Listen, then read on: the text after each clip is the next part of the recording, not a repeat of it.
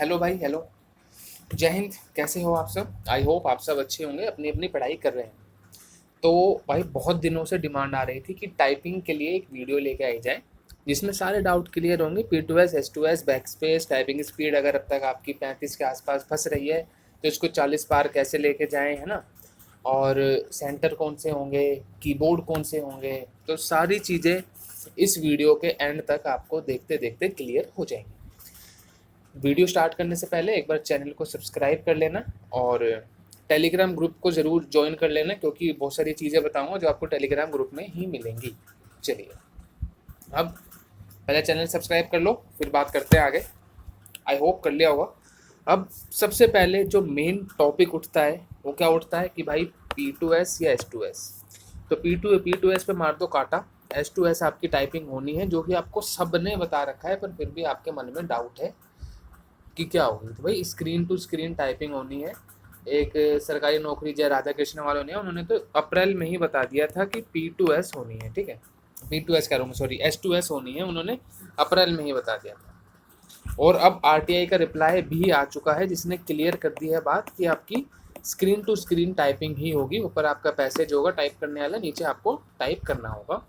और अगर कोई भाई ये RTI देखना चाहता है तो टेलीग्राम ग्रुप ज्वाइन कर लेना, वहाँ मैंने भेज रखा है। किसी को ना मिले तो DM कर देना, आपके पास भेज दूंगा। बैक स्पेस अलाउड होगा? हाँ जी, बैक स्पेस अलाउ है, बिल्कुल अलाउ है। क्योंकि अगर बैक स्पेस अलाउ नहीं होगा तो आप जो वीडियो देख रहे हैं, मैं जो वीडियो बना रहा हूँ, अगर मैं टाइपिंग देता तो सारे फेल हो जाते। ठीक है, कोई भी इसमें पास नहीं होता। गिन चुन के 100-200 बच्चे मिलेंगे अगर बैक स्पेस अलाउ नहीं होगा तो बैक स्पेस अलाउ करना पड़ेगा, ये इनकी मजबूरी है। अब एरर परसेंटेज कितना अलाउ होता है? भाई मिनिमम 5% की तो उम्मीद है कि एरर परसेंटेज अलाउ होगा। बाकी अभी जनरल इंस्ट्रक्शन 20 तारीख के आसपास आ जाएंगे, 21-20, तो जब पता चल जाएगा। पर 5% तो मिनिमम है कि इतना तो अलाउ होगा। बैक स्पेस कितने भी मारो, कुछ भी करो, कोई दिक्कत नहीं है। बस जो मेन फंडा है DSSS का वो ये है कि आपकी 35 वर्ड पर मिनट से ऊपर की टाइपिंग आनी चाहिए। बस आप कितने भी बैक स्पेस मारो, कुछ भी करो, जितने ज़्यादा बैक स्पेस आप मारोगे उतना लॉस आपका ही है, उतनी आपकी स्पीड कम होती जाएगी। ठीक है, अब यही थोड़ी सी बात कर लेते हैं। अब चलो एक बात और बता देता हूँ मैं आपको कि इसमें ना बहुत सारे डिपार्टमेंट थे। किसी ने सिर्फ सर्विस डिपार्टमेंट सेलेक्ट किया है, किसी ने सारे डिपार्टमेंट सेलेक्ट किए हैं। तो भाई डरने वाली कोई बात नहीं है।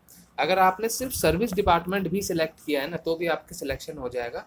और अगर आपने सर्विस डिपार्टमेंट ही सिलेक्ट नहीं किया, क्योंकि सबसे ज़्यादा वैकेंसी इसी में है, 2500-2600, बाकी सारे डिपार्टमेंट में तो 10-20 वैकेंसी हैं। ठीक है, सर्विस डिपार्टमेंट के अंदर ही अपने आप में 93 डिपार्टमेंट आते हैं दिल्ली के, जिसमें सारे डिपार्टमेंट होते हैं, health, education, excise, GST, state जो होता है वो सब सर्विस के अंदर ही आता है। तो अगर आपने सर्विस डिपार्टमेंट भरा है, आपने कुछ और नहीं भरा, तो कोई चिंता वाली बात नहीं है, आपकी नौकरी लग जाएगी। ठीक है, अब बच्चे बोल रहे हैं कि भाई सेफ स्कोर बता दो। क्या सेफ स्कोर बताऊं मैं आपको? अगर आपके 20 प्लस नंबर हैं हर कैटेगरी से, 20 प्लस नंबर आपके अगर हर कैटेगरी से हैं तो भाई आप मेरे हिसाब से मोस्टली सेफ हो। ठीक है, कुछ आपको होगा नहीं। और अगर आपके 10 प्लस नंबर हैं तो भाई टाइपिंग करने तो जाओ ही, ये मत छोड़ो कि बिल्कुल टाइपिंग ही छोड़ दूं, है ना। अगर आप कहीं दूर से हो, आपका कोई और पेपर वगैरह भी पढ़ रहा है, उस दिन आपको लग रहा है उसमें ज़्यादा चांस है, तो वहाँ चले चले जाओ। पर अगर आपके 10 प्लस मार्क्स हैं तो टाइपिंग अपनी ज़रूर दे के आना एक बार। और अगर आपके भाई 10 से भी कम मार्क्स हैं तो होना थोड़ा सा मुश्किल है, क्योंकि अभी डोजियर के लिए भी एक बार बढ़ेगी और फिर फाइनल में भी बढ़ेगी। तो 10 से नीचे वालों में मैं थोड़ा सा कहूँगा रिस्क है। पर अगर आपके 20-25 प्लस मार्क्स हैं, बच्चों के तो यार 80-80 नंबर प्लस मार्क्स हैं, है ना, तो उससे कोई मतलब नहीं है, क्योंकि इस भर्ती के ज़्यादातर बच्चे जा चुके हैं, तितर बितर हो गए हैं। कोई CGL, CPO, Delhi police constable, border, और भी ना जाने कितनी स्टेट की भर्तियां होती हैं जिसमें बच्चे चले गए हैं। मैं आपको एक मोटा मोटा सा अगर अंदाज़ा मारूं आपके आगे, 25,000 बच्चे जिनको इन लोगों ने टाइपिंग के लिए बुलाया है ना, मैं ये मान के चल रहा हूँ कि इन 25,000 में से 15,000 बच्चा ही मुश्किल से प्रेजेंट होगा। प्रेजेंट इतना भी हो जाए तो बहुत बड़ी बात है। ठीक है, 15,000 बच्चा मुश्किल से ले दे के प्रेजेंट होगा इसमें। इन 15,000 में से स्क्रीन टू स्क्रीन टाइपिंग में भी 50 से 60% बच्चा ही पास होता है, ज़्यादा बच्चे पास नहीं होते। मेरा मानना ये है कि 7,500 से लेकर 8,000 के बच में जो बच्चा है वो टाइपिंग को पास करेगा, इतना बच्चा टाइपिंग के लिए पास होगा। फिर ई डोजियर बुलाया जाएगा। ई डोजियर कितना बुलाया जाता है? भर्ती से 2 गुना। तो भर्ती अगर मैं लमसम 2,500 पोस्ट मान के चलता हूँ तो ई डोजियर के लिए लगभग 5,000 बच्चे बुलाए जाएंगे ई डोजियर के लिए, ठीक है। अब बच्चे कितने पास हुए हैं टाइपिंग में? 7,500। बुलाने कितने हैं? 5,000। तो अब ये जो 2,500-3,000 बच्चा है, ये जो 2,500 बच्चा फालतू पास हुआ है, इनको बाहर करना पड़ेगा, नॉर्मल सी बात है। अब ये बाहर कैसे होंगे? 2,500 बच्चा बाहर कैसे होगा?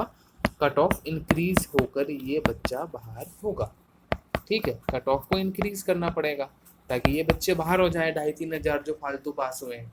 और ये बाहर कौन होंगे? नीचे वाले जिनके नंबर कम होंगे वही बाहर होंगे। जैसे सपोज मान लो अब कट ऑफ ओबीसी की शायद 84 है।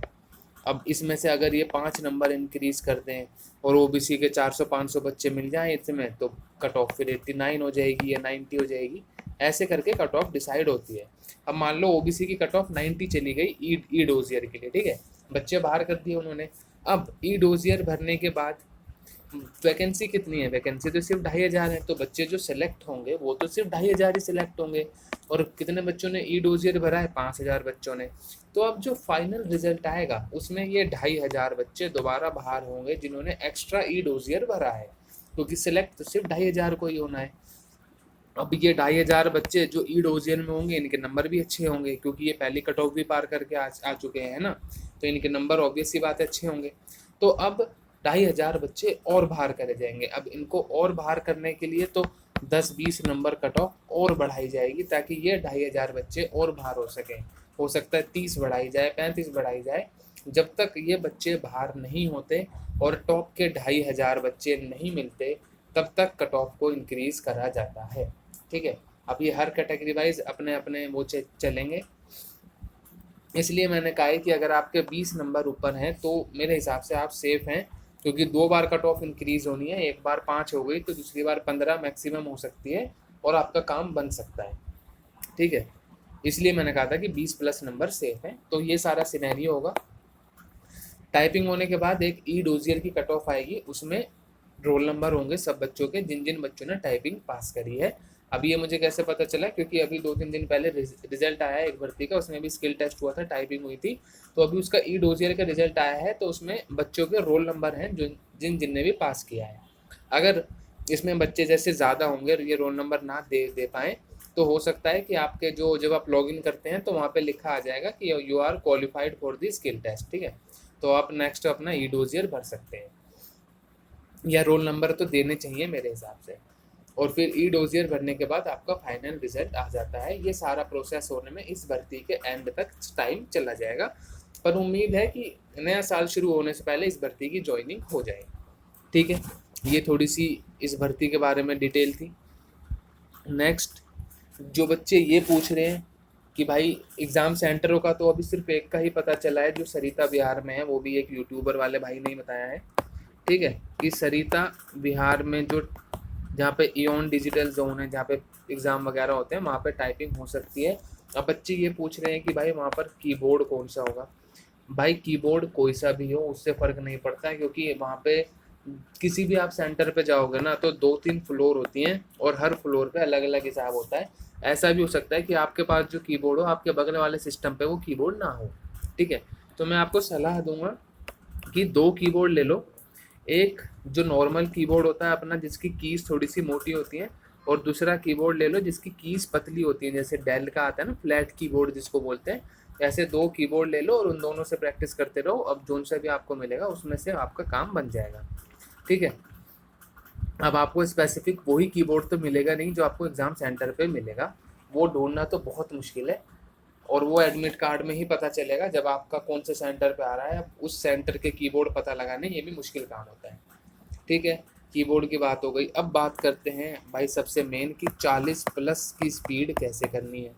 अगर भाई अभी इस टाइम ना ऐसे बच्चे होंगे मोस्टली जो एक तो जो 30 पे फंस रहे होंगे, 30 के आसपास है ना। आप लोग 30 के आसपास फंस रहे हो, आपका काम हो जाएगा, चिंता मत करो, डरो मत, बस अपनी प्रैक्टिस करते रहो, रोज 4-5 घंटे लगे रहो। कैसे प्रैक्टिस करनी है अभी बताता हूँ। फिर बच्चे वो आते हैं जो 35 के आसपास हैं, मतलब कभी तो वो पास हो जाते हैं, कभी वो फेल हो जाते हैं। 2 टेस्ट देंगे, एक में पास हो गए, एक में फेल हो गई, एक में 37 की स्पीड आ गई, एक में 33 की आ गई। ऐसा बहुत बच्चों के साथ हो रहा हुआ। तो भाई आप दोनों को ही क्या करना है, टेस्ट कम लगाओ। जो हम 10-10 मिनट की टाइपिंग करते हैं ना, वो टेस्ट होते हैं हमारे, मॉक मॉक टेस्ट टाइप होते हैं वो। तो उनको एक बार में मैक्सिमम आपको सिर्फ वो 2 लगाने हैं। जैसे मैं आपको सुबह से बताता हूँ, सुबह आप उठे सो के, अपना नहा धो के, आपने एक टेस्ट लगाया, फिर उसके 5 या 10 मिनट बाद आपने एक टेस्ट और लगाया, 2 टेस्ट आपने एक साथ लगा लिए। अब आपने आपको रेस्ट दो 1-2 घंटे का, ठीक है। इस 1-2 घंटे में आपको क्या करना है, कस्टम टाइपिंग का ऑप्शन हर वेबसाइट पे होता है। कस्टम टाइपिंग पे जाओ, उस पे जाकर आप अपने मन से कुछ भी टाइप कर सकते हो। एक अपनी इंग्लिश की बुक उठाओ, ठीक है, और आधे घंटे लगातार उसको टाइप करते रहो। और टाइप ऐसे करना है आपको 100% एक्यूरेसी के साथ। स्पीड आपको कुछ नहीं देखनी उसमें, बस आपको ये देखना है कि जो मैं टाइप कर रहा हूँ वो मेरे से गलत ना हो। आपकी उंगलियों को पता चल जाना चाहिए कि भाई हाँ ये अल्फ़ाबेट, ये की यहाँ पर है। बस आपको उस हिसाब से टाइप करना है। धीरे धीरे अपना आधा घंटा 1 घंटा टाइप करते रहो। जैसे मैराथन होती है ना, वैसी धीरे धीरे अपना टाइप करते रहो। गलती नहीं होनी चाहिए, बस यही अपने दिमाग में रखो कि भाई गलती नहीं करनी है। बैक स्पेस नहीं है दबाना है, बैक स्पेस चाहो तो कीबोर्ड से हटा दो उस टाइम के लिए, जब आप 1-2 घंटा वो करोगे, ठीक है। फिर जब आप ये कर लो तो थोड़ी बहुत देर का रेस्ट दे के आप फिर मॉक लगा सकते हो। फिर मॉक कैसे लगाना है, एक मॉक लगाना है वही 10 मिनट वाला, 5-10 मिनट का रेस्ट लेना है, फिर एक मॉक लगाना है। ऐसे फिर अपना शाम वाम को बाहर घूमाओ, खेलो कूदो, जो करना है करो। फिर रात को अपना एक मॉक लगाओ, फिर एक मॉक लगाओ। ऐसे 6 मॉक लगा लो दिन में। और दिन में 2 बार ये सेशन रख लो अपना बुक वाला, एक एक घंटे का, ठीक है। 1-1 या 1.5-1.5 जैसी भी आपकी कैपेसिटी है, 1 घंटे का अपना ये सेशन रख लो और 6 अपने मॉक लगा दो। आपके 3-4 घंटे हो जाएंगे। और ये आप एक हफ्ता करो, आपके अपने आप दिख जाएगा कि एक हफ्ते बाद आपकी टाइपिंग की जितनी भी स्पीड है उससे आप 4-5 आगे ही पहुंच जाओगे जहाँ भी अभी आप हो गए, ठीक है। तो ये थी आपकी स्पीड कैसे इंक्रीज होगी। और तो आई थिंक कुछ बचा नहीं है वीडियो में बताने के लिए। बाकी टाइपिंग के लिए ऑल द बेस्ट। अगर आपको अभी कोई डाउट हो किसी भी बच्चे को किसी भी चीज़ में, तो मेरे भाई मेरे को टेलीग्राम पर डीएम करके पूछ सकते हो आप फ्रीली, कोई दिक्कत वाली बात नहीं है ना। बाकी आप कमेंट में पूछ सकते हो, टाइम मिलेगा तो रिप्लाई कर देंगे, नहीं टेलीग्राम पर तो कर ही देते हैं। और इसी के साथ एंड करते हैं इस वीडियो को। सारी बात मैंने आपको बता दी है, सेफ स्कोर वगैरह, टाइपिंग वगैरह कैसे क्या होंगी। टाइपिंग में सबसे मेन बात, घबराना मत। पैनिक होगे नॉर्मल है, ह्यूमन नेचर है। टाइपिंग से पहले पैनिक हो गए आप, लंबी गहरी सांसें लेना 5-10, और अपने आप को काम कर लेना बिल्कुल। जो पहले आपके आधा मिनट होगा, 1 मिनट होगा, उसमें आराम से टाइपिंग करना। ये नहीं है स्टार्ट होती धड़ धड़ शुरू कर दिया और गलत करे जा रहे हो। आराम से टाइपिंग करना, कीबोर्ड पे अपनी उंगलियां जमा लेना। वैसे आपको 5 मिनट पहले मिलेंगे भी कीबोर्ड चेक करने के, तो उस पर अपनी कीबोर्ड पे उंगलियां सेट कर लेना। अपनी जो भी आपका डर होगा, एंजाइटी होगी, प्रेशर होगा, उसको अपने आप को खुद ही काम डाउन करना पड़ेगा और कोई नहीं करेगा, ठीक है। ज़्यादा किसी से फालतू बात नहीं करनी है। सब बोलेंगे कि भाई हमारे 60 की स्पीड आ रही है, हमारी 70 की आ रही है, तो भाई आप सबको बहुत बहुत मुबारक। मेरी 35 की आ जाए वही बहुत है, ठीक है। ज़्यादा बच्चों की बात नहीं सुननी है।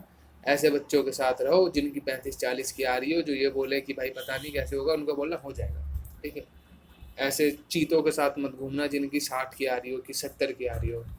अपना लंबी गहरी सांस लेते रहना। टाइपिंग के बीच में भी अगर आप, रुक जा भाई, टाइपिंग के बीच में भी अगर आप बहुत ज़्यादा प्रेशर हो जाओ तो 5 सेकंड का गैप लेकर एक लंबी सी सांस लेना और फिर टाइपिंग स्टार्ट कर देना। घबराओगे टाइपिंग में तो टाइपिंग नहीं होगी, ठीक है, क्योंकि उंगलियां आपकी कांपेंगी, आप जो दबाओगे वो दबेगा नहीं। तो घबराने से सारा खेल खराब हो जाएगा।